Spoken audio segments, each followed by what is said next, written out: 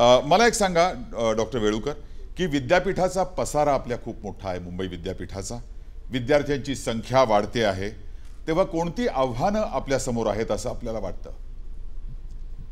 सगळ्यात मोठी आव्हानं आजच्या तारखेला जास्तीत जास्त विद्यार्थ्यांपर्यंत पोहोचवण्याचं आहे.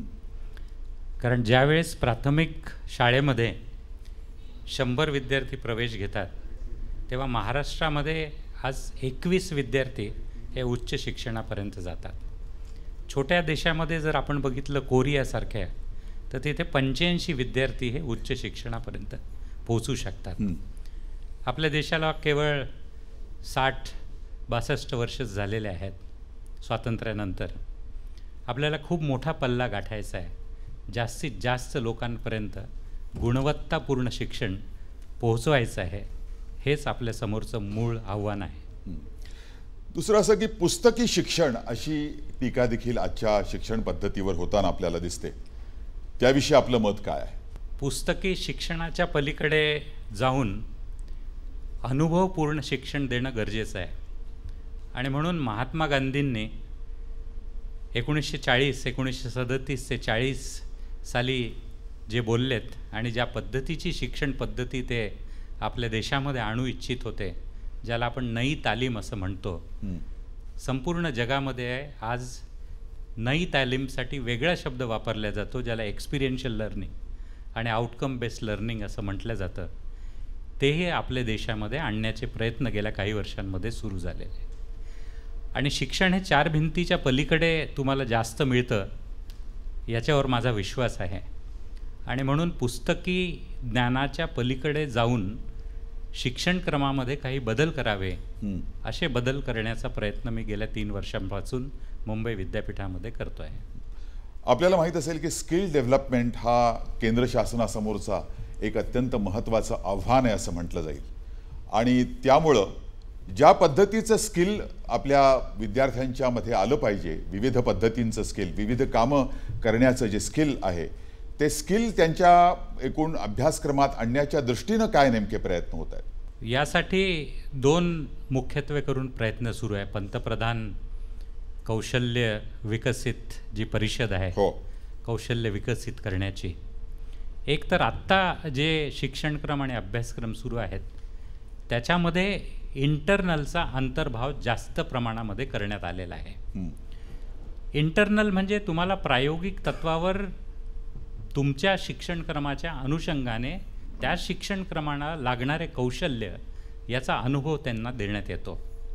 परंतु त्याचबरोबर कम्युनिटी कॉलेजेस असा एक कॉन्सेप्ट आता आपल्या देशामध्ये रुजू लागलेला आहे.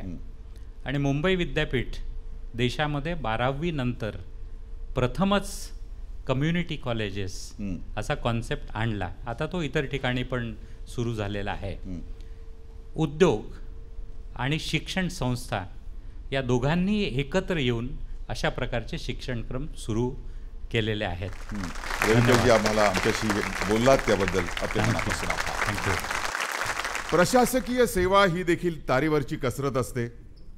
कारण प्रशासन हा खरं म्हणजे जगन्नाथाचा रथ आहे. त्याच्यावरची पकड ही ढिली करून चालत नाही. आणि कुरकुरणाऱ्या चाकांना पुरेसं वंगण हे देखील द्यावंच लागतं. 38 वर्ष अशी कसरत यशस्वीपणे सांभाळली, आपला ठसा उमटवला आणि आता निवृत्तीनंतरही जे कार्यरत आहेत त्यांचा आपण परिचय करून घेऊया या ऑडिओ व्हिज्युअलच्या माध्यमातून.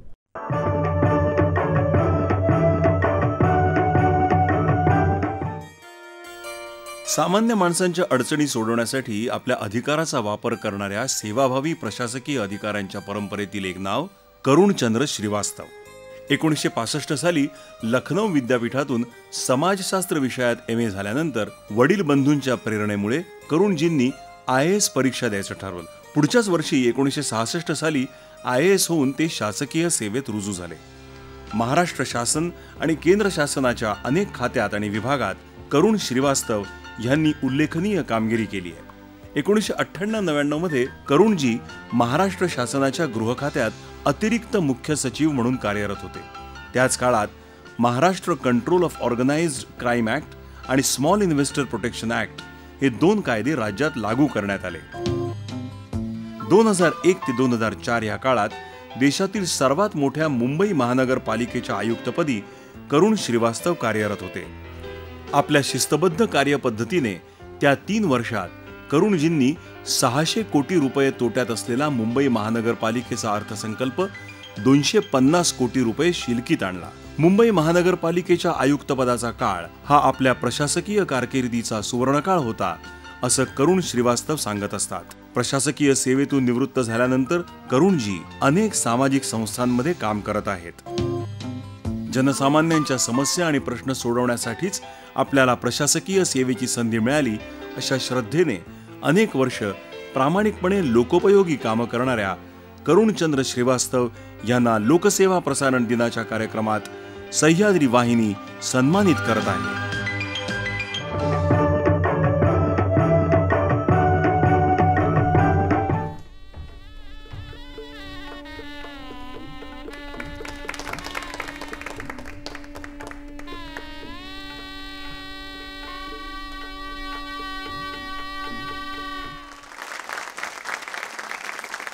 मला एक सांगा की भारतीय प्रशासकीय संस्थेचे आपण सदस्य आहात.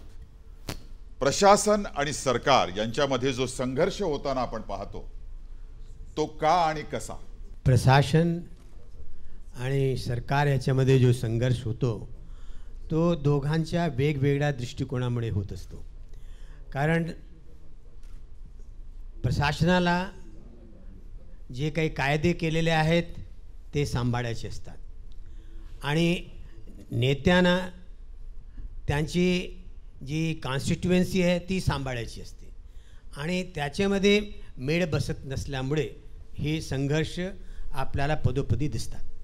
पण तो संघर्ष या नंतरच्या काळात म्हणजे आपल्या काळामध्ये आणि आत्ताच्या काळामध्ये तो तुम्हाला वाढताना दिसतोय का कमी होताना दिसतोय?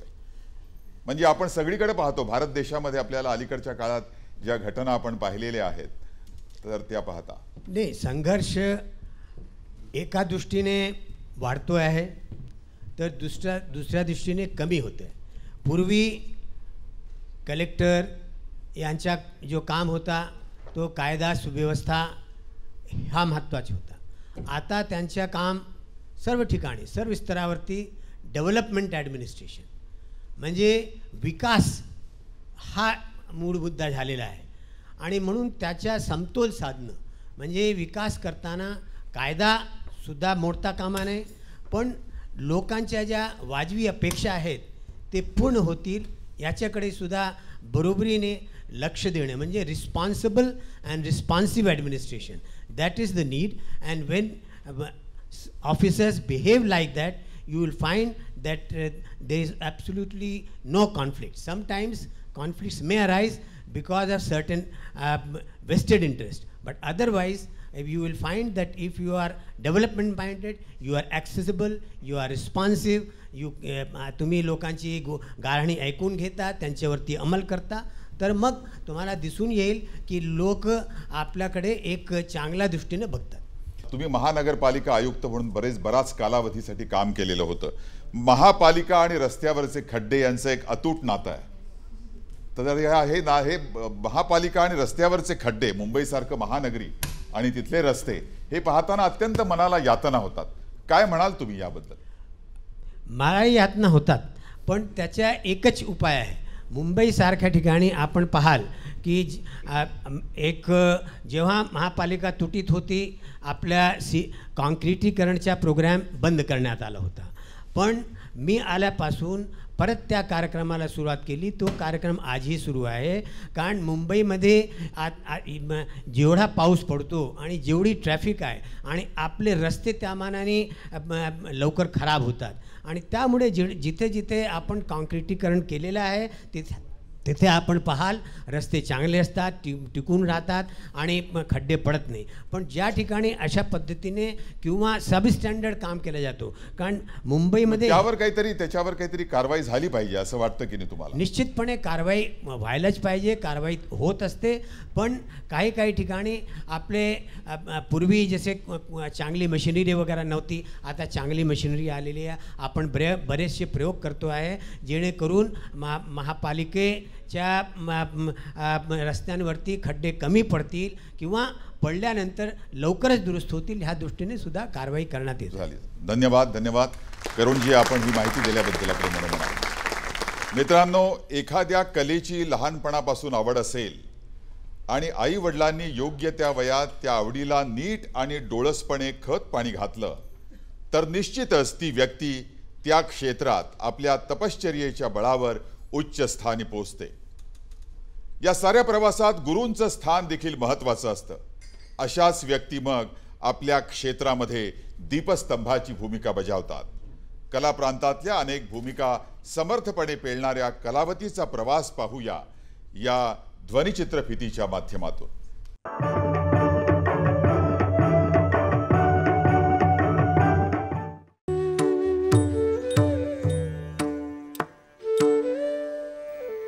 एखाद्या कला प्रकाराशी कुणाही व्यक्तीचं नाव सहजासहजी जोडलं जात नाही. त्यासाठी कारण ठरते ती त्या कलाकाराची तपश्चर्या. ओडिसी नृत्य शाखेत दक्षा मशरूवाला यांनी परिश्रमपूर्वक आपलं श्रेष्ठत्व सिद्ध केलं. उद्योजक कुटुंबात जन्मलेल्या दक्षाजींचा बालपणीचा बराचसा काळ अहमदाबादेत गेला. कलेची आवड असल्यामुळे दक्षाजींच्या आईवडिलांनी मुलींच्या कला शिक्षणाला नेहमीच प्राधान्य दिलं. नृत्याच्या कार्यक्रमांना मुलींसह हजर राहून त्यांच्या मनातलं कलाप्रेम जागतं ठेवलं. सुरुवातीच्या काळात दक्षाजींनी मृणालिनी साराभाई यांच्याकडून भरतनाट्यमचे धडे घेतले. लग्नानंतर मुंबईत आल्यावर कनक रेळे यांच्या संस्थेत दक्षाजींनी ओडिसी नृत्य प्रकाराचा अभ्यास सुरू केला. एका नृत्य कार्यशाळेत दक्षाजींनी महागुरु पंडित केलुचरण महापात्राजींचा नृत्याविष्कार पाहिला आणि त्या भारावून गेल्या. त्यानंतर त्यांनी पंडितजींकडेच ओडिसी नृत्याचं शिक्षण सुरू केलं. दक्षा मशरूवाला यांनी कधी गुरु केलुचरण महापात्रा यांच्या समवेत तर कधी स्वतंत्रपणे देशविदेशात ओडिसी नृत्याचे अनेक कार्यक्रम केले आहेत. आजही अशा कार्यक्रमातून महापात्राजींची ओडिसी नृत्याच्या प्रचार आणि प्रसाराची परंपरा दक्षाजी पुढे नेत आहेत. गांधी परिवाराशी नातं असलेल्या दक्षा मशरूवाला गांधी शिक्षण भवनात विद्यार्थिनींना ओडिसी नृत्य शिकवत असतात. ओडिसी नृत्य कला प्रांतात नृत्यांगना, नृत्य शिक्षिका आणि नृत्य दिग्दर्शिका अशा तिन्ही भूमिका समर्थपणे निभावणाऱ्या ज्येष्ठ नर्तिका दक्षा मशरूवाला यांना लोकसेवा प्रसारण दिनी सह्याद्री वाहिनी सविनय सन्मानित करत आहे.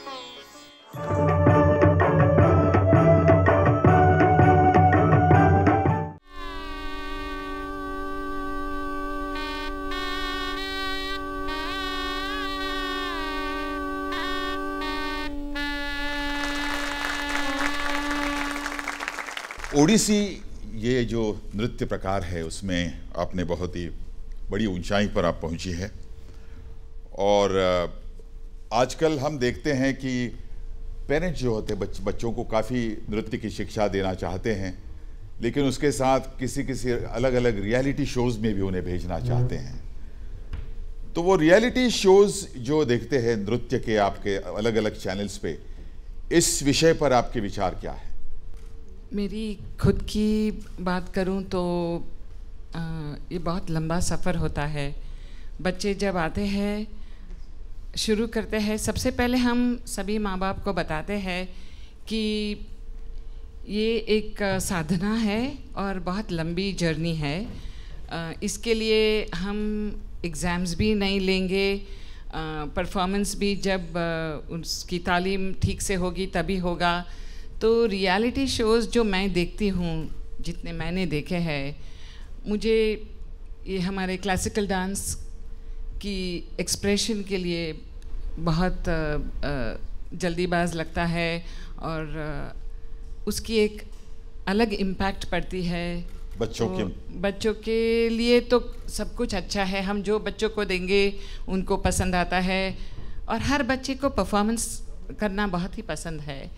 तो I am not against performance, पर जो रियलिटी शो की जिस तरह की इनकरेजमेंट होती है, जिस तरह से उसको देखा जाता है, हमारे विचार से अलग लगते हैं मुझे. तो मैं ज़्यादा करके इनकरेज नहीं करती हूँ मेरे स्टूडेंट्स को. नहीं, ये जो अलग अलग नृत्य परंपराएं हैं, जैसे कि आपकी ओडिसी है, कथक है, भरतनाट्यम है, इन्हें प्रिजर्व करने के लिए ये जो अलग अलग माध्यम हैं, इन्होंने क्या करना चाहिए ऐसे लगता है आपको?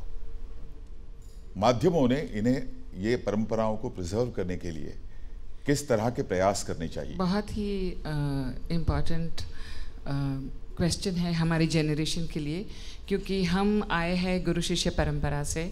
हम गुरु के साथ रहे, सुबह से रात तक हम महीने भर गुरु के घर में रहे, और गुरु जी खुद it was a one man institution.